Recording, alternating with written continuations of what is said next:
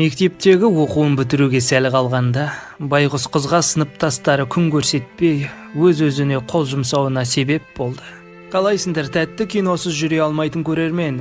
Бүгінгі кино шолу жақсы күндер атты фильм болмақ. Мені шабыттандырғың келсе, арнаға жазылда лүпілінді аяма. Қытай мектебінде өмір қайнап жатыр. Сынып оқушылары бұйырса түсетін жоғары оқу орындарына емтиханына дайындалуда. Чен сыныптасының күйзеліске түсіп бірдеңе ойлап жүргеніне назар аударды. Сабақта құлақ қаптың кесірінен ол мектеп ауласынан шыққан айқайды бірден естімеді. Бетонда дәл сол қыздың денесі жатыр екен. Хусияның мәйітін жүздеген оқушылар телефонға түсіріп жатқан еді. Сондықтан Чен келіп оны күртемен жауып тастады. Мектеп оқушылары оны неліктен секіруге бел буғанын және осындай жағдайға оны кім жеткізгенін талқылап жатыр.